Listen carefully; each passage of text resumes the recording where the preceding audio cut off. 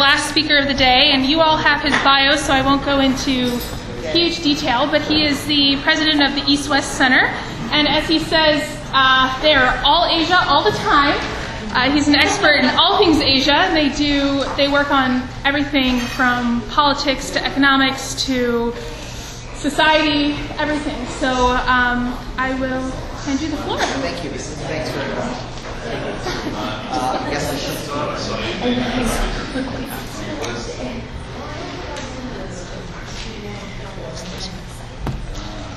I think you can all hear me, yeah? No? Okay, good. Good afternoon. I should, before I start, introduce my colleague Grace Rush, who's from our Washington office as well. Delighted to be here this afternoon. The task that was given to me was to talk a little bit about Asian economies and U.S.-Asia economic relations a little bit, which comes up. But before I do, I wanted to talk a little bit, say a couple things about the EastWest Center and what it is and what it does, because I think, given what Amanda told me about this audience, you might find some of our products useful, and I think you got some of them. So I'll talk about it. The EastWest Center was established 50 years ago by an act of Congress, and it was established to build relations between the United States and Asia through three activities. Activity one is education. So, for example, on our headquarters, which is our main campus in Honolulu, Hawaii, as I always like to joke, those for our sins we get sent to Washington. So don't inquire too closely into the nature of my sins. But no, actually, I was posted in Honolulu for several years, but I worked for the U.S. military at U.S. Headquarters of U.S. Military Command, Pacific Command. But I did not work for the EastWest Center. But now, since I've returned from Washington, I've joined the center. We have about 700 students, I think, at latest count, 685, 700 students getting degrees. They're from throughout the region. They come to us from a variety of funding tracks, you can imagine. Asian Development Bank scholars, Ford Foundation fellows, State Department grants. Their country's foreign ministries or economic ministries send them. And they get degrees in everything from marine biology to PhDs in political science and what have you. So education is our first pillar of our mission. The second is research. We have a very active research program. We do no classified research at the EastWest Center. It's all publicly available. It's all free. It's on the website. So if you want a hard copy, you do have to buy a couple of them just because of the cost of mailing and our arrangements on copyright. But quite frankly, if you can PDF it and you can save it, you don't waste paper, and you can just go to the website and download whatever topic you want. And as Amanda said, I'm telling you, we cover everything from using general equilibrium models to decide how much the Trans-Pacific Economic Partnership Trade Agreement will benefit the United States and other countries who are negotiating it, to a study of climate change adaptation in the Pacific Islands, to several different book series, and et cetera. And I want to, do a little, as my 8-year-old daughter says, show and tell a couple of our products that you might find particularly useful for yourself. The third thing, as I said, education, research, and the third thing is generally comes under the broad name of seminars. But what we mean by that is education, exchanges, particular conferences, all kinds of things. That part of the shop is headed up by our former ambassador to Vietnam, Raymond Burkhart. He's also the chair of the American Institute in Taiwan right now, currently. And we do tons of exchanges. A particularly big one is journalism. This past week, for example, 350 journalists from across Asia gathered in Korea under the banner of the EastWest Center to discuss uses of new social media in the new Asia. So it's very exciting stuff given all that's happened in the Middle East and North Africa, and it's ongoing.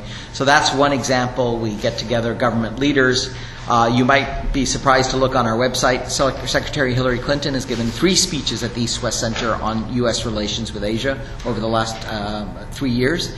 I think 1 a year, and those have been 3 landmark speeches on United States-Asia relations. We also run various things like education about Asia. So we do, for community colleges and schools that don't necessarily have Asia programs across the United States, we do training about Asia. And they take on different themes, so if you're interested as an educator in those programs. I'm not trying to sell. I don't get a cut of this marketing advertisement, but I just thought I'd tell you what the center is. Our Washington shop is very small. You can guess what we do here. We do a lot of work in relations with Congress and with State Department. We do a lot of work on policy, contemporary policy issues. My background is almost all in defense, working for the U.S. military, so naturally it sort of fits into being geographically located here. Let me just, a couple of things which may be useful to you. Two publications that I find are particularly popular. We'll leave them all here. One is a very short 1,000-word publication we've developed because in Washington, again, don't mean to offend my friends on the Hill or State Department. Many of them are my colleagues and friends, but they read the first paragraph. I used to toy with creating 5 bullets for each article because that's probably all they'll get to, given the nature of the time problem. But these are 1,000-word pieces on a range of topics. Again, this one is on what we consider to be Asia, kind of a sort of intellectual piece. This is on Chinese economic integration by an Australian political economist, John Lee, who's also at the Hudson Institute. This is by a visiting fellow. We also have visiting fellows in our office here, 7, for example, right now. By Nick Beasley on the U.S.-Australia relationship, one of the close alliance partnerships, and one on the Lin phenomenon, the New York, called Linsanity, Social Media, and U.S.-Asia Relations. This is a really fun piece by a Malaysian colleague of ours who is the chairman of the Institute of Strategic and International Studies in Kuala Lumpur. Her name is Elena Noor. She's a wonderful colleague and scholar. So those are 1,000 words. They're easy to absorb, they're easy to give out. Again, all free on the website. If you're really ambitious.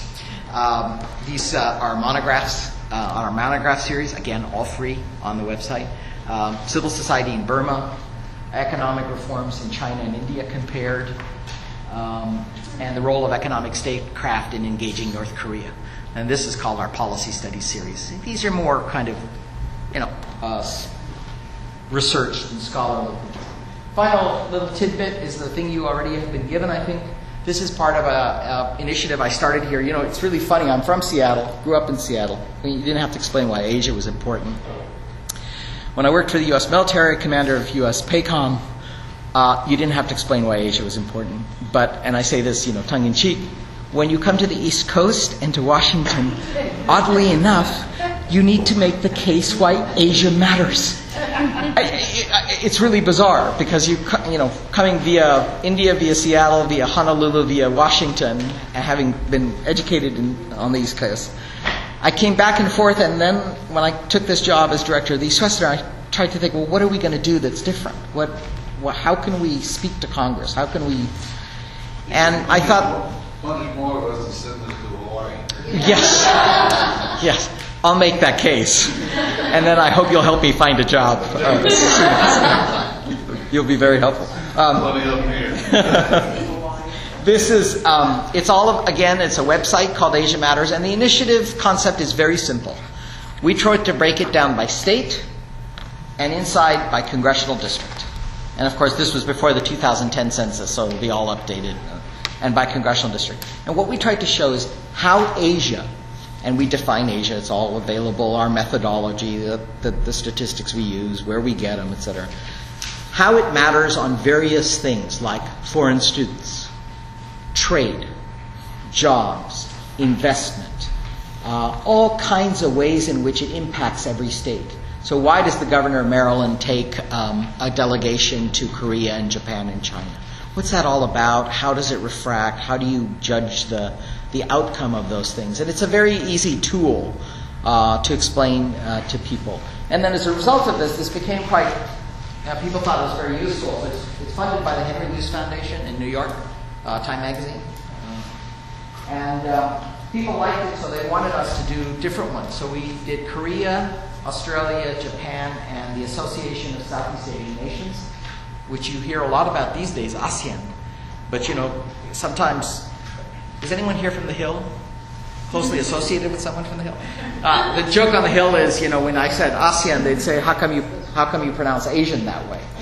And there is actually a thing called ASEAN, so we tried to tell you what it is, like which countries are in it, where it is. And that's an apocryphal story, but I'll tell you an absolutely true story. We did this map, and we had the blue countries, outlined the blue countries of what they were: Indonesia, Malaysia, Singapore, etc. And we sent it around for vetting, right? We sent it out to people who were Asia hands. We sent it around to people who were not Asia hands, just to give us a kind of, hey, this is stupid, or what does this mean? I don't understand this. This is a weird map, or whatever. Someone wrote back to me and said, you can't use that map. And I said, oh, okay. So I looked at it, I thought, did I make a mistake mislabeling a country? They said, no, because the initial map was just the blue countries in a square. And they said, you better put all the countries around it, because it won't be immediately obvious where you are. In vacuum where you are. So if you put China and stuff around, it'll center it. So anyways, this is a useful tidbit. This is really important. I mean, we all know China, we all know Japan, some of us know India and some big countries, but this is really funny. If someone asks me what the single biggest change in U.S.-Asia policy, on the policy front, national policy, what the White House is doing, the State Department is doing, it's relations with these 10 countries. We signed a treaty of amity and cooperation. We've created a new ASEAN summit. We've opened up to Burma. The really big, really innovative new elements of our Asia policy are with this group of countries, shorthand, the Association of Southeast Asian Nations, or ASEAN. So it's a useful tool. Anyway, there ended the pitch. If you want any other materials, either Grace and I will be happy to help you. Again, eastwestcenter.org. You can get everything downloaded, etc. If you have ideas for us, this sounds utterly sincere. People see things when they go and look at this stuff that we didn't catch. 435 congressional districts, 50 states, 10 years of data for 8 or 9 different variables. If you see something that looks odd to you, send us an email. If you say, hey, what would be really cool, could you possibly show X? Tell us. It's an ongoing project. It's funded. So we keep trying to make it useful. All right, the job I was given was to talk to you a little bit about the importance of Asia economically. In a way, I thought, walking over here, it's important, and I could go. But I thought what I would do, and Amanda apparently gave you a piece that I wrote for the National Defense University's Global Strategic Assessment called Waiting for Asia, which was a document prepared for the incoming Obama administration on views from various folks around town who work on a range of issues. And I was asked to do a couple of pieces. One was on the U.S.-India relationship, one was on economics of Asia and the constraints. So the basic narrative that you hear all the time in newspapers is Asia is winning the economic battle, okay? And Asia is going to be the growth area of the future. Now, I start with the premise that much of that is true. But because much of that is true, it doesn't make it very interesting to go over those figures. China is growing rapidly. Yes, sir. Yes, sir. What is the name of the items that we are talking about right now? On economic, U.S.-Asia economic. No, that you mentioned just now. Oh, it's called Waiting for Asia, but it's spelled W-E-I-G-H-T-I-N-G. You don't have that.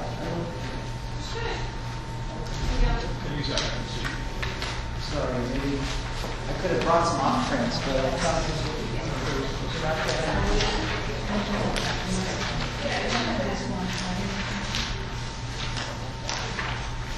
no? Oh, okay. I'll be sure to get. Okay, it's called. Okay. Well, if you don't have it, I'm going to talk about the basic findings of that study. So maybe we'll get you copies. We have a couple by you in here, but not that one. Okay. We have a comparative. Oh, you have a different one. Okay.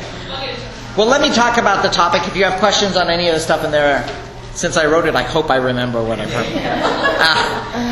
But let me talk about the economics, because especially since you don't have it, you can read this stuff when you can't sleep. And so I'll talk about stuff you don't have, and then if you want the full paper, I'll give it to you. It's only 4 pages. So as I said, the big narrative is that Asia's important. And that's true. But there's not much more to say about that. So what I wanted to do for the incoming team and sort of do something different was to talk about what are the problems of Asia? What are the difficulties of being major economic powers? Because it's just too easy to say China's growing at 8%, India's growing, and U.S. is slow growth and all that. So let me talk about what's happening in Asia that gets less attention. Okay. The first thing is that point one is that all of these countries are huge, and their economies are getting very big. But if you look in absolute terms and comparative terms, they're still surprisingly small. Let me give you an example. Indonesia's gross domestic product. Indonesia, remember, is a country of approximately 240 million people, give or take a few million, yeah? Their GDP is just a little bit less than Sweden's. And Sweden's population is about 9 million. So it gives you a sense of the scale that we're comparing. So if you take India's economy, people have been talking about India's economy, and it's growing and it's doing better than it used to, and all that's great. And South Korea, another really impressive record, right, of economic growth and development. But if you take India and South Korea together, their economy is about equal to California. And California's economy is about 2 trillion. So how many of you know how much U.S. GDP is, give or take, within a trillion? It's about 15 trillion, give or take. 15, 16, depends how you count it, but bottom line is, let's say 15. California is about 2.5 trillion. Okay? So you could put South Korea and India into the California economy. And just think, California is one of our biggest states. I don't remember the rank order. But it's not as big as 1.1 billion people in India plus South Korea, which is very small. So it just gives you, one of the first things I tried to talk about in this piece was try to put it on some scale. Yes, China is big, but China is half of the U.S. economy, give or take, for exactly 5.1 or 5.2 times the population. So it's growing fast, it's growing rapidly and well. The total number of GDP may surpass the United States. In fact, it's probably likely to surpass the United States by 2025. But it's for a population that's 5 times ours, and it will have the same GDP. And this is something that also relates into economics, because GDP doesn't buy things. Money buys things, which is always something that I try to tell some of, not you because you're educators, but I try to talk to when I'm teaching is people don't buy things. Money buys things.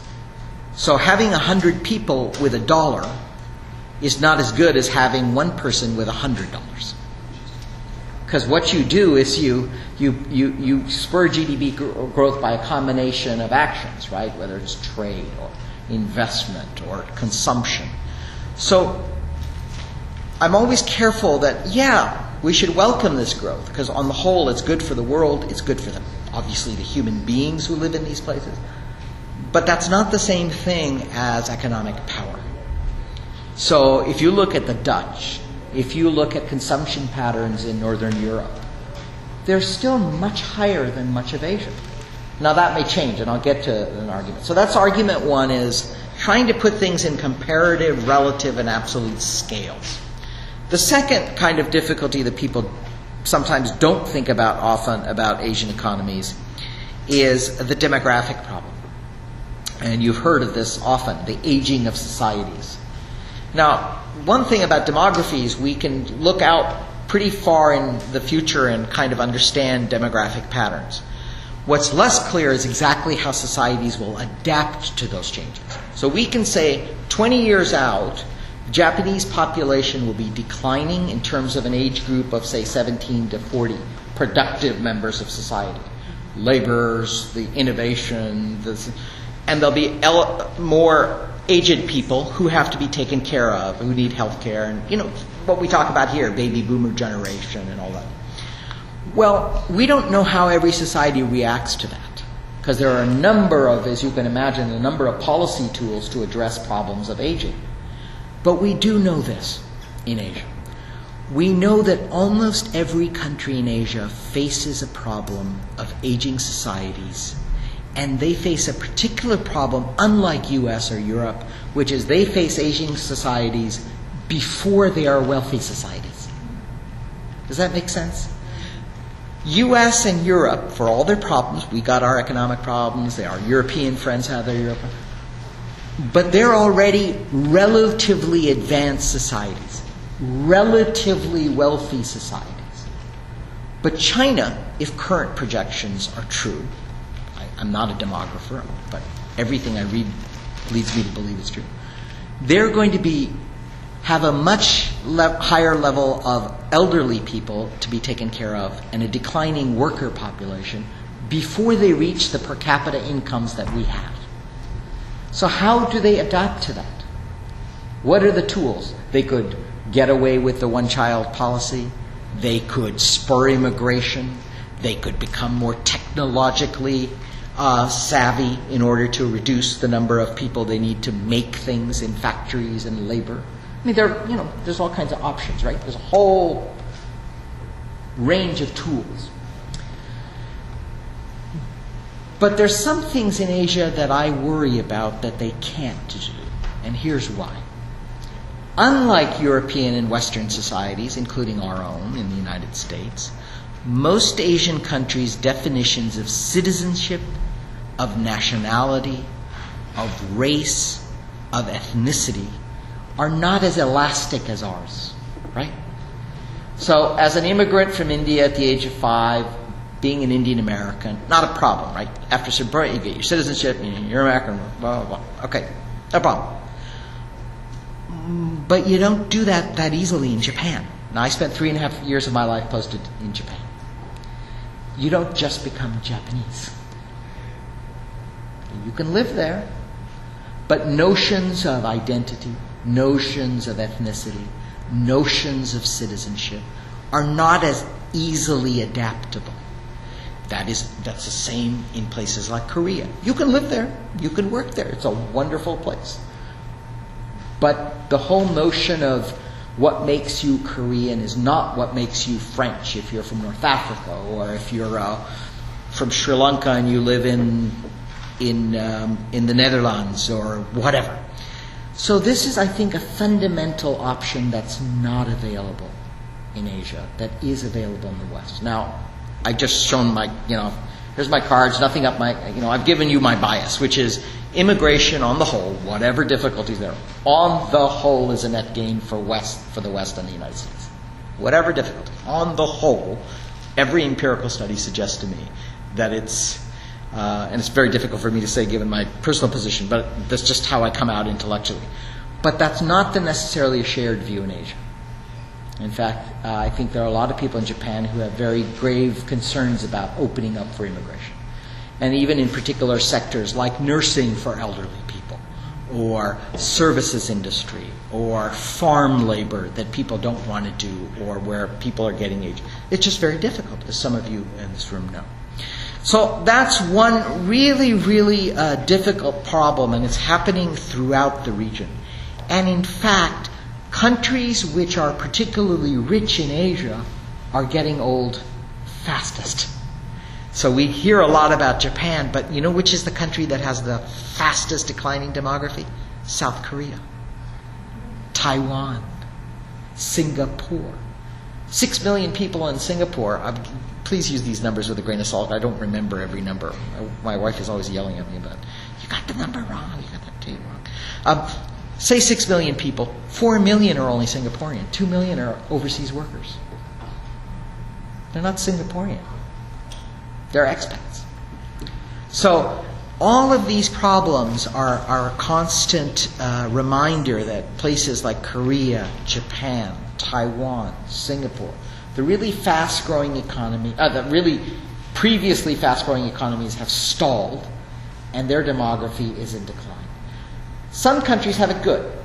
Give you a couple, and there are problems of demography on the other side. Vietnam has a really good profile. Very dynamic population. Demography comes in, demographers spread in, 0 to 5, 5 to, but the productivity growth, 18 to 45 or 18 to 55, however you space that out. It's really good in Vietnam. It's really good in Indonesia. It's really good in India. But those demographies which are positive also have a dark lining. And I'm not a dark person, but analytically you have to think of the bad side of every good side. The bad side is for all of those economies with good demography, they're in a rush to make as many jobs as the growth of population. And if they don't make as much growth of population, they run into a demographic bubble of unemployed. And there's nothing more socially dangerous and potentially socially destabilizing as unemployed, particularly, unemployed men with large bandwidth of nothing to do and surging violence and social stability and ideas. So all of these countries are kind of in a race, right, to employ these people. And it's an open question. I have no idea what's going to happen. No idea. And that's what economic planners are. So that's the second point I wanted to make about economic constraints. The third point I'd make is what I call Asia's still provisional nature. What do I mean by that? Is that, we forget, because we're so used to talking about China and India and Korea and Indonesia and these countries, we forget that almost every one of these countries in Asia is a really old civilization, but a really new country. Think about it. Indonesia became independent in 48. India in 47. Vietnam, 75, give or take. Ancient civilization, right? But really, when did the North and South get? You remember the Vietnam War? It really became a modern country in 75. And its reforms, Doi Moi, which is the economic reform policy in Vietnam, it only started in the 90s. So there's a reason we have terms like Four Dragons for South Korea, Taiwan, Hong Kong, and Malaysia. This all happened in the 1980s, which might seem long to us now, but that's 40 years. It's not a long time. So Asia is still in a first-order process of building their nations, of building their states. These are still contested countries. Taiwan is not unified with the mainland China. I'm not suggesting it should be. I'm just simply, first-order questions. We had a civil war. You could not say that the United States had fundamentally sorted out its nation and state building process till the completion of the Civil War. There was a first-order disconnect, a divide. China and Taiwan are split.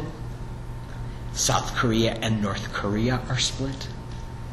India was created out of the bifurcation of the subcontinent that the British ruled, creating essentially 4 new states, give or take, right? Sri Lanka, Bangladesh, Pakistan, and to some lesser extent Burma, because though it was ruled differently, it was part of the empire, part of the British Raj. So everything is new. They're doing this all for the first time. Malaysia and Singapore joined and then separated in the 1960s. So when people tell me, oh yeah, this trajectory, I always say history is not linear. It's not a straight line. There's some good stuff happening, but, as it's said that Zhou Enlai, the Chinese premier, when Kissinger asked him on the famous trip in 72, so what do you think about the French Revolution? Quite a cocktail party started. What do you think about the French Revolution? He said, it's too early to tell. So 1789 to 1972, he said, I don't know yet. Let's see. And sure enough, we're fighting about some of those basic precepts, basic conceptual, intellectual ideas today. So in a way, Zhou Enlai is it's a very interesting thing to say to an American Secretary of State. So that's a third thing that I would ask you to think about, is that this process is unfinished. There's lots of disputes. There's ongoing unfinished business. Things could go bad. Could be a war between North Korea and South Korea. Taiwan and China may decide not to settle their stuff through negotiations. Vietnam has a communist Politburo system. I don't know. It all looks good. I don't know.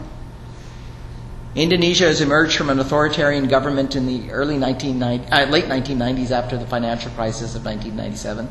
It's had 3 presidential elections. That ain't a lot. 3 presidential elections for a country that came together after Dutch, British, and other rule in 1948. Let's see. Let's see after 10 elections. Let's see if the path continues to be upward. Fourth, when we talk about Asia, it's easy. Yes, sir. Yes, please. That's fine. What then would be the situation with India? Mm-hmm. Because India and the British Empire collaborated. Mm-hmm. India is considered to be one of the BRIC countries Yep. today. So how then would you view the fact that there's a historicity of British culture? When I say culture, I'm talking about everything, technology and all of it to go along with that. Yep. And the fact that India is a BRIC country right now, which means it has one of the largest expanding economies in the world. Absolutely. How then would you merge these concepts together to say or to predict kind of a future for India? Because it will have a group of citizens who are aged. Yep. It will have very young people who are caught up in modernism, Yep. meaning the technology and all these other things. And it is in the gross grasp of a exploding economy. You hit it on the head, which is exactly why I wrote this piece. That captures it. That's the difficulty of Asia, why I called it Waiting for Asia, W-E-I-G-H-T, rather than waiting. It's suggesting that India's process is not done. Goldman Sachs decided to give it, how many of you know BRIC countries, Brazil, Russia, India, China? Some people say BRIC, which is Brazil, Russia, India, Indonesia, China. Some people have added an S, BRICS, to include South Africa. Some people say it is, some others disagree. But I think you capture all of these countries in that group have a combination of extremely compelling positive elements. Exploding economies, computer science, technological capacity, but they also have enormous poverty, enormous inequality, enormous social problems of one kind or another, different in each place. India is no different. Has exactly this combination of problems, but on a scale you can't imagine. So you've got 1.1 billion people. But if another Chinese saying I like, which applies in this case to India too, is people say that, I forget who said it, maybe it was who's the famous Chinese historian of China up in New York? Yeah, okay. He said that China is a civilization masquerading as a country. India is a civilization masquerading as a country. There's no, it's sort of, if you think about it, it's modern nation state. But there's nothing about it that intrinsically goes together other than a political manifestation. And I think that what you're seeing in all of these pieces, and this is why China and India are so similar, what's happening? What are some of the ferment that's happening in both places? Some people are getting rich on the backs of this exploding economic growth, and a whole lot of people aren't. So you've heard of the floating, I think maybe someone talked to you about the floating population in China. 80, 90 million people. Think about it. 80 or 90 or 100 million, exact numbers, who knows, moving from the countryside to come to urban centers to get jobs. Meanwhile, people driving Maseratis and Lamborghinis in Shanghai, but people living on $2 a day in the interior. So you have this Indian billionaire in Mumbai who's built this house, which I've seen because it's not far from my uncle's house. My uncle has a little house. Don't think we live in the same neighborhood. And this guy has this, $1 billion house, right? Next to places which are essentially slums. squatters' areas. So it's all a jumble. It's all a mix happening at the same time. A combination. By the way, this isn't a development model that we didn't know. We just forget it now. We have inequality too. But our social history is filled with cities of gleaming wealth, with people who were laborers and workers and union members and paid. So I think it captures all of this. BRICS captures one element of reality, but so does social protest. So does people moving from farms to urban centers.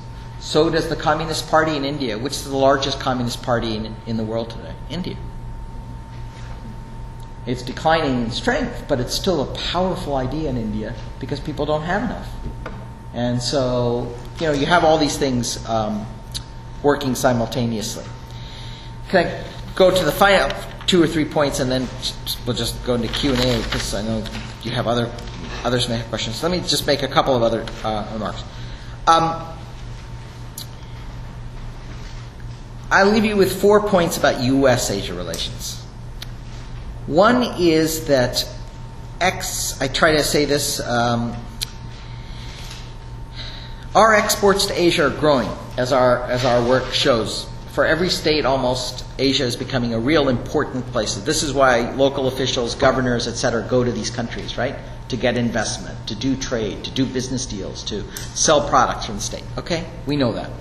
But keep in mind that, I know this sounds funny, but Canada and Mexico together still are our biggest trading partners compared to all of Asia combined.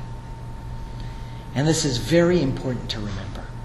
The North American free market is the largest single free market in the world. It's even bigger than European Union. It's huge. So just keep that in mind when you're thinking about how important Asia is. Second, it's very easy to get hyped up in the newspaper articles that we're buying a lot of stuff from Asia and we're not selling a lot of stuff to Asia. In other words, our exports aren't very big and our imports are really big. And this is bad. Now, clearly there are problems when people are offshoring their businesses and so jobs are not staying here. There are problems, no denying it. But let me also point out a couple other things about the imports is bad idea.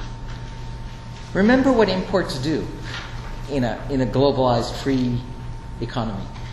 In a globalized free economy, imports are an expression that item is made cheaper elsewhere, and therefore the price is less here. We could produce it here, but it might be more expensive to do so, so hence the consumer would pay more. Second, it reduces choice. Now, that's a marginal disadvantage, but it's an important one. And thirdly, when we say we buy stuff from China, you can read the studies. There's many of them. Read General Accounting Office, which is a nonpartisan. There's lots of politics involved, obviously, in this. But I'm very convinced with the GAO studies, which is if you take the iPhone, I just happen to have an iPhone, and you deconstruct what goes into an iPhone. And there's a wonderful graphic done by the Asian Development Bank Institute on this, which breaks apart what goes into an iPhone. 70%, let's call the iPhone $100 net cost before they sell it to you for $299 in the 5-year package. The $100, $70 of the value of this is from American companies. 25 is from Japan and Korea. Another couple dollars, whatever's left, I'm not good at math, is from European companies. The actual Chinese input into this is maybe $1, maybe $2. So when we say we're importing, remember, many times what we're importing from countries in a globalized supply and production chain is American stuff made by American companies. And as I said, punch in Asian Development Bank Institute iPhone study. And why they did this study is when you look at it that way, the balance of exports and imports gets completely topsy-turvy, right? We think we're doing only imports, and therefore we run a large trade deficit. But if you adjust for the actual benefits of who's doing what, then you find out that we're actually running a much, much smaller trade deficit. So, it's just a balancing out. Third point I want to make. Yes, sir. Okay, you said that it's made by American companies, the $70 made by, but are they made by American workers? In some cases, they are not. In some cases, the benefits come back to the U.S., for example, R&D. This is, as I said, this is the bad part. When these products are made, the company production is shipped out. That's a net loss of jobs. Net profits of jobs are higher. And there's a very, and again, I'm not an economist, there's a very hard calibration between gains to corporate profits because of offshoring production, job loss in the United States, and gains to the U.S. economy. Hence the battle over taxation for offshore production. So, you have to get into the weeds. So the question is, if you have a guy like Apple or Bill Gates or Steve Jobs, etc., is the overall benefit to the U.S. economy greater, or is it to the Chinese economy because 10,000 Chinese workers are working at Apple shops?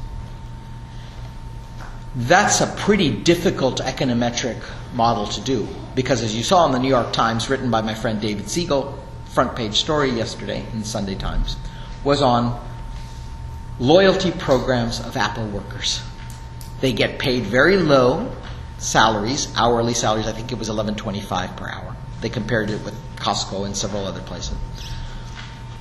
But there's tens of thousands of Americans selling iPhones that wouldn't have jobs if the iPhone didn't exist and wasn't produced in China. So how do you balance that off? And that's a really hard problem in a globalized supply chain. Because someone could say, well, the Chinese are putting covers on these and selling them here, so they're employing 10,000. And we're employing 10,000 people at $11 a pop to work in stores to service your iPhone. Why didn't we get all 20,000 jobs? It's a fair question. But I guess my thinking is you wouldn't possibly have any phones at all if you had to produce them here because it would be too expensive to do so. So what's the balance? I don't know. Don't know the answer. And then you enter politics, right? Should you be able to offshore? What's the best way? Maybe offshore but take the tax breaks. These are complicated, never-ending questions. So, does that mean that taking our economies and moving them towards value-added tax would be really good for the equations between nations?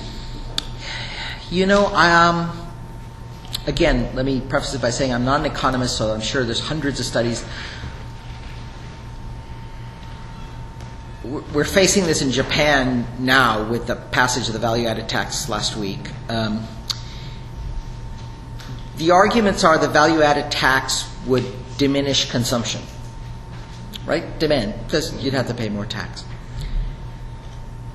In countries like Japan and the United States, which are high domestic consumption-driven economies, anything that would further dampen consumption could further slow down the economy. So that's the negative side. The positive side is exactly as you suggest, which is value-added tax will finally make people pay for what they're consuming. So that's a more equitable way than the loopholes. I don't know. I don't know what the net gain or benefit would be. But you can see both sides of the argument, which is, especially in our Great Recession that was going on now, anything that further limits consumption, demand. Because remember, the American GDP, 15 trillion, give or take 70% is run by domestic demand, by purchases and acquisitions of things at home. Whereas most Asian economies, very big difference, they're driven by trade, right? They're exporting things, earning revenue, right? And therefore high savings rates. We have comparatively very low savings rate. So would that reduce the savings rate for us? There are all kinds of cascading effects of a value-added tax that I don't, best to ask an economist who has a very strong opinion on this. I tend to think that in a recession is not a good time to introduce an additional obstacle to consumption. Maybe you do that when times are really good and the economy is booming. Sort of dampen down inflationary pressures. I don't know. Yeah, please. Countries like Germany have had a value-added tax for many, many years.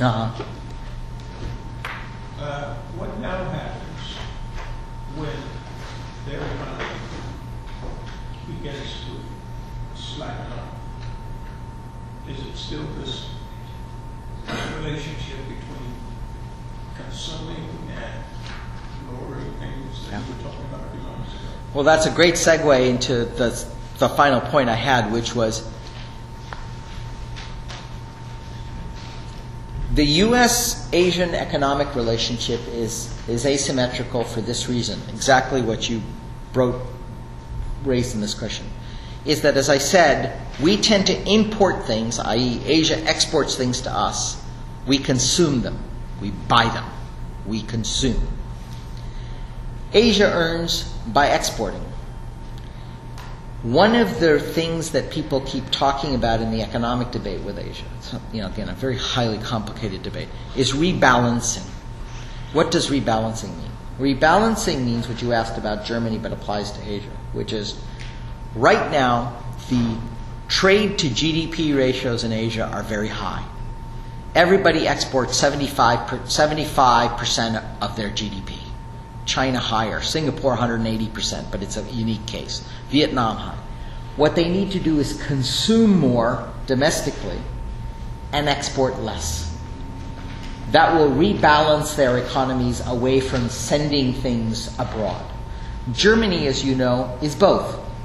Germany is a very heavy exporter, but it's also a pretty significant consumer because it's the largest economy in Europe. This is, if you want to know in Asia, people talk about China. The missing story in Europe, you've all read about Greece and the problems of the Eurozone and the Euro. The biggest single missing story in Europe is the increasing hegemony of German power in Europe. Part of this debate about the Eurozone and Greece and Spain and Italy is about the rise of Germany. And they're back. In a very different way, but it's really the big story. It's the big show. Britain is eclipsed, France is eclipsed, Italy is eclipsed, and now Germany holds all the cards. But because they hold the cards, they can call the shots on consumption and trade and limits on debt, etc., national debt deficits. That's causing countries like Greece and others to rethink following the German austerity model. Because the Germans don't want to fund this anymore, right? So this comes into both this consumption and export-driven, because Germany's the one producing all these things. So the short answer is, for Asia is, I don't anticipate any huge crisis in Asia.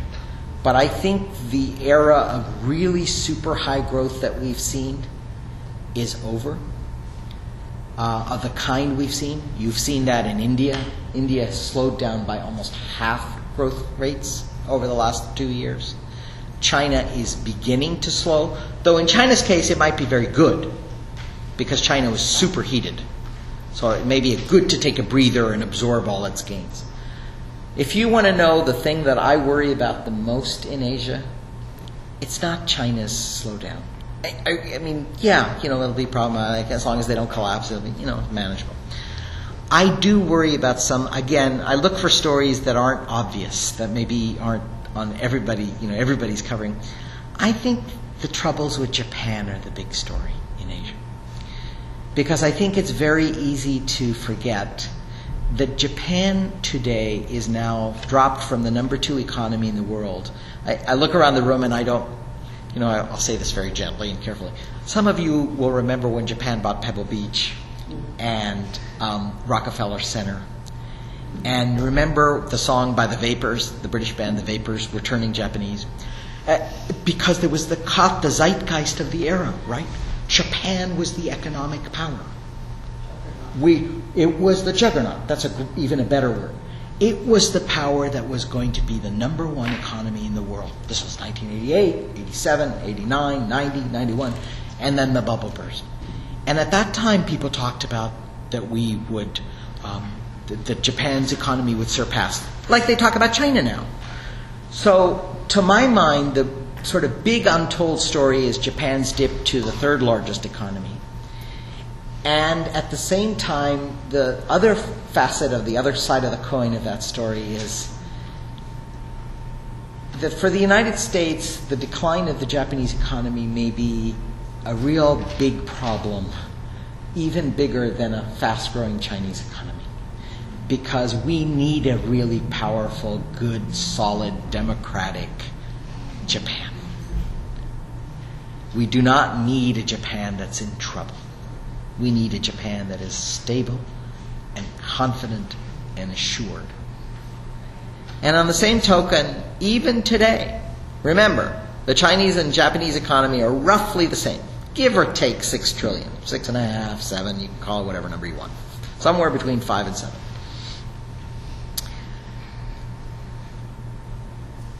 Japan has, Grace, what's the latest pop figure on Japan? I think it's 125 million, roughly that of California. Okay, roughly that of California. Okay. So, no, of Japan. Yes. No, it can't be 125. So, no, Japan's is maybe 125 years. Yes, Japan's 125. Okay, not California. No, sorry. Okay. Same landmass as California. Same landmass. Okay, so 125 million people. So give or take, China is 10 times the size of Japan, but the same economy. So Japan, when you say Asia, when I say Asia, I'm always in part of my mind remembering that 75% of the GDP of Asia is still Japan. Give or take. And it's not going to be replaced anytime soon. So this all puts it kind of in perspective. You know. Anyway, those are some random thoughts on a hot Washington afternoon. Well, I got a very interesting story last Friday on the Yeah. radio. The biggest immigrant group to America is from Asia. That's right, from the different countries of Asia. Yeah, if you go to AsiaMattersForAmerica.org, we've done a post on that. Mm-hmm. Not the Spanish movement from the South, Mm-hmm. but the largest number of immigrants to America are Asian. It's going to continue that way for a while. Yep. And that will change a lot of what happens in this country. Yep. It always does. I mean, if you think about it now, it kind of seems absurd and horrifying and troubling and everything else. But in 1882, we had a Chinese Exclusion Act. In 1917, we passed the Asiatic Barge Zone, which by longitude and latitude cut off part of the globe from having any access to the United States. Throughout the early 20th century, from about roughly 1904 on, 1906, 1908, 1910, we had agreements with Japan to keep Japanese out. And that didn't change till 1965, when the Immigration Reform Act came. So we have a long history. Leave aside for the moment the very unfortunate episode in our history of the internment of Japanese Americans. So it's quite a different. But what's remarkable for someone who works in this field is we've gone from an era in which the single largest treaties with major powers in the region were about keeping their citizens out to a environment in which we particularly seek to encourage immigration from those countries because of the economic gains here. In the long arc of history, and I always try to keep it in mind, in the long arc of history, that trend to me is more interesting than a lot of other trends. Right? And Joe and Lai. Right? Right. Like Joe and Lai said. If someone asked me, my policy, I work with all the people at State, people who are in the policy and foreign policy and defense side. They ask me what's the thing, I say, who would have thought that at the beginning of the last century we spent a lot of diplomatic energy keeping Asians out of this country? Now, if you look at the studies on innovation, on Silicon Valley, on medicine, engineering, we have a whole new trend. And there's been a backlash, as you know, in California and other places about this. So this will be mediated through politics, democratic politics, which is, it's fine. Yes, ma'am. What is your analytical way of outlook for the United States? I'm wildly bullish on the United States. I'll tell you why. This isn't just, wearing your patriotism on your sleeve. It's just analytical. Here's why. It's easy to talk numbers and, GDP is growing at 12% in China. You know, it takes 150 years to develop the software for the economic growth, innovation, education, infrastructure, legal frameworks, all of the soft stuff that we don't think of, you know, not the hard skeleton of numbers, but the tissues and the veins and arteries that make commerce work. That doesn't come overnight. It comes from a social compact. It comes from a legal compact. And as I said earlier, I mean, this didn't occur in one day. We had robber barons, and we had land thievery, and we had the Civil War, and we had the Great Depression, and we had the Great Society programs. I mean, this is not a finished story. But I also use a very simple metric. Very simple metric. I see very little evidence. No, I'm being polite. I see no evidence that people are rushing to immigrate with their innovation and skills to China, or to India, or to Japan, or to Malaysia, or to Korea. Those countries are generating wealth. I know I sound like a nativist. Please, you know, no quotes. No. But analytically, you still find people coming here. Asian immigrants, anyone else who can. Because I think the overall simple truth is, whatever deficiencies we have in our system, and there are many, outsourcing is in part problematic. The inability for us to train workers, and I say this to educators, we are in a competition for global education like we've never had. People ask me, what's the fundamental change from when I started my career 30 years ago? The fundamental change is we didn't have competition. All the rest of it's BS. And then we had these rules, and then, you know, okay, we got an Apple, an iPhone, we got you. No, we didn't have China. We didn't have Korea. We didn't have India. We didn't have Malaysia. We didn't have Mexico. We didn't. The world, Germany. I mean, the scale of post-1945 destruction in the world is over. We are in a completely multipolar, globalized world where coal is shipped to Brazil that's produced there, which Chinese bring from, you know, Angola. That world didn't exist 20 years ago. And the U.S. has a great chance to benefit from that. But I have to tell you, if I have one small downside, is I am, like everybody else, a little worried about our political situation. It's not a partisan thing. It's not this administration, that party, nothing. Whatever it is our leadership wants to do for our country, I am a little worried that they need to kind of realize that they don't have the luxury of the past. People aren't waiting around to see what the U.S. does on every front anymore. We're in a very different ballgame. But on the whole, compared to the Great Depression, this ain't nothing. Compared to the 70s when we had inflation and oil crisis, it ain't nothing. Compared to the deep recession of the 80s, nothing. The big thing is competition, and you can see that in the jobless recovery. We're having a hard time slogging out of this. And that's the new world. I mean, I just think that's the new world. Who else? Yes, ma'am, and then I'll come to you. I was interested in your comment. Thank you for the wonderful remarks you made. Very engrossing for me. But I was thinking about your comment about Germany and how basically they call the shots in the EU now.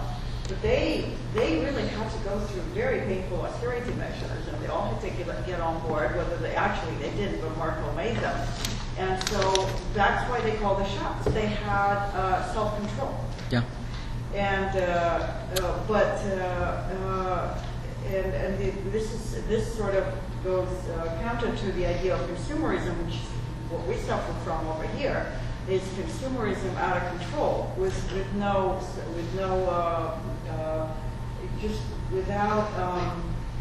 looking into the future. You know, what is in the bank? What are my kids going to have in the bank? There seems to be more of that, and I don't know enough about the Asian mentality, but from what I understand, you know, and you were hinting to that they have to consume more in Vietnam, they have to consume more in China. That's not the mentality. No. The mentality That's right. is to save. That's right. And when you save and you have money, then you call the shots. Right. If you don't have money, you don't call any shots. Right. And so this is how do you and then you can't have any money if you don't make anything. Right. You just hope that people are going to invest in some way. Yeah. I don't know. That's beside the point. But this the idea of austerity and of self-control. I don't know that there's a lot going on around here Yeah. in that sense. And when you're talking about the politicians and how, you know, how all these ideas are thrown about, but really, what does, you know, the emperor has no clothes. Hello. Yeah. So you No. know, put some clothes on the emperor. No, you make a good point. By the way, for those who are interested, there's a wonderful, and you can just read the executive summary. The book is fairly thick, but it's called, it's old now, 1995, I think, 96 maybe. It's called, the exact title is Asia's Economic Miracle. If you Google it, Asia's Economic Miracle. It was done by the World Bank to explain, you know, what were the common factors that led to this, you know, progression in Asia. And high savings rates, as you point out, is one of the real important things. Agricultural reform was another thing. Political systems, highly controversial. You know, some people will argue the reason South Korea is today where it is because it had an authoritarian political leader who directed where investment should go. I don't, you know, these fights will go on for years and decades. Yeah, I understand. I do appreciate your point. I tend to be sympathetic to your point analytically too. I do think one of the problems of globalization is that there have been so many things that we haven't been able to catch up to in terms of policy and mentality and social customs. In Asia, you saved because you couldn't count on the government to provide anything for you. Right? There was no Social Security. There was no health insurance. There was no social safety net. You had two things to count on if trouble came your way. Your family. So, high kinship rates. So if you look, for example, at Japanese demographic trends on kinship rates, they've fallen precipitously. I'm making up these numbers, but 20 years ago, 80% of Japanese lived in four-generation families. Today, it's 42%. I saw this number the other day. It's fascinating. So, it's changing in Asia, too. Now, what you see is when I'm in Shanghai, when I'm in Kuala Lumpur, when I'm in Jakarta, this is an embarrassing true confession. I can't buy anything at the Jakarta Mall. I'm going to be in Jakarta next week. Because I can't afford it. It's, I don't know. This is so sad. What's a fancy brand? I don't know. Gucci. Okay. So I'm walking in this air-conditioned mall in Jakarta, but I can't buy a $700 Gucci bag for my wife. You know what I mean? There's. You get it for 400 here. Oh, maybe I can get it for 400. Do you know where? I was thinking I could get some bonus points here. Then you say, what is Jakarta? No. There's a guy up the block. Up the block. Yeah. I'll have to bite down on the G to make sure it's real. No, but this is changing, right? This is changing in Asia too. Times they are changing. You're seeing people consume and buy in the same patterns, and you're beginning to see Americans beginning to be conscious of saving. And you've seen that since the Great Recession started, of declining debt and diminishing debt. I want to try to get, sorry, yes, Miss, and then I'll come to you. So I was intrigued by what you said earlier, like the troubles with Japan and sort of China surpassing in terms of total economy. And I'm not an economist, but one way that us, our economists sometimes look at economies as sort of the value of currency, and, and it seems like Japan's is kind of like out of whack. Is there any potential of their economy collapsing? And could you speak more about what that means? It seems like a lot of Asia is really looking to China as the model, and like they get things done efficiently, and it seems that a lot of the Southeast Asian countries in particular, and especially Singapore, sort of look to that as like this is how to make our economy rise, like maybe less democracy, more about Yes. getting things done efficiently. What is that? How is that problem? Could you speak more to how Yeah. problems with that? That's a great question. This is so-called the battle between the Washington Consensus and the Beijing Consensus. These are kind of, wildly simplified schools of thought, which is, you want to know how economies work in the modern age, you get an authoritarian government that says, we need a new highway going from here to here. These 16 villages, move. There are no environmental impact statements. There is no 9-year legal battle. There's no not in my backyard phenomena. There's just a new 8-lane highway that you can run very large tanks and occasionally land particular kinds of aircraft, which we'll not go into here. And the Chinese can do that. And we see that the Japanese can't. Any democratic society can't. Look at the trauma in Greece. But can I say something sort of corny? That all works in the short run. I'm very unsure about the long term of the Chinese model because it privileges corruption. It privileges a social discontent. The Chinese are very worried about the inequality that's emerging between their southern coastal areas and their inland. It creates little emperors with lots of access to wealth. Please see the case of Bo Xilai. It's a very interesting story and cautionary tale about what's happening. So, believe me, at 3 a.m. you think to yourself as you're looking at your economy, you go, gosh, wouldn't it be great if we could just get rid of the 9-year legal cases and do... Yeah, but what are we debating? What's this business? We gotta move. There's something about democratic consolidation of decisions that's hard on the front end, but probably not without mistakes, but probably more sustainable in the long run than the system. It's a very brittle system in China. It's a system that rests on a major bargain. And the bargain is, we'll make you materially better off, but we're going to keep control amongst 8 people in the Politburo. I don't know. I don't know. I don't know how long they can run that ship. I look at Egypt. I look at Tunisia. I look at Syria. I don't know how long before the whole thing breaks apart. And that consensus is hard. I know we don't look good right now, but I want to get to. Does that help a little bit?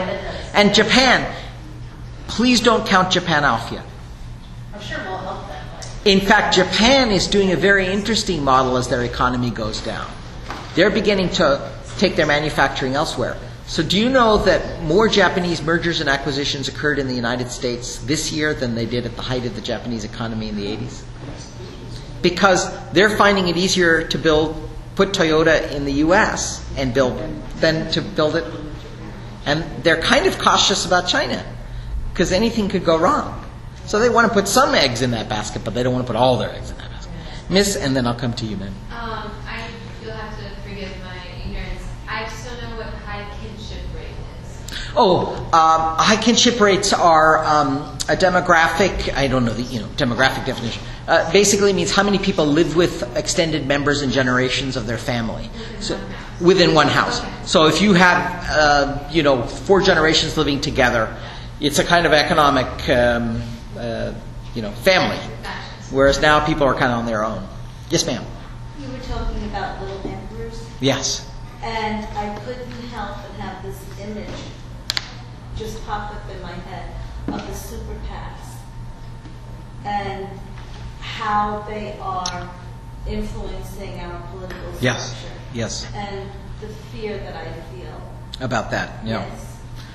Well, did the Supreme Court rule today on... Yes, on the immigration But not on, weren't they going to rule on the money issue on campaigns? Oh, they did that as well. Oh, they did it? Okay, I knew they were supposed to do that. They did 3 today. You know, you know, I don't know. I don't know what domestic rules and regulations are, but it does seem to me that if you can, it's okay to have free speech. So you know, contributing to campaigns is great. I personally, I'm speaking as a citizen. You know, I guess I'm a little. Why would you be allowed to do that secretly? If you want free speech, then you know, I'm not a lawyer, but I guess my thought would be, if free speech is a right, then free speech, you have the right of free speech to be heard. If it's secret, it's not free speech. But then I'm not a lawyer. I'm not on the Supreme Court. So that's just my kind of common sense. Like, okay, fair enough, but then why are you allowed to hide your free speech? Yeah, don't think. Was there someone here that I missed, or did I miss someone? Okay. Yes, I know you're looking at me anxiously. I know you have yes, schedule, so I didn't. I should probably go back to my day job. Well, thank you so much. Yeah, thank you.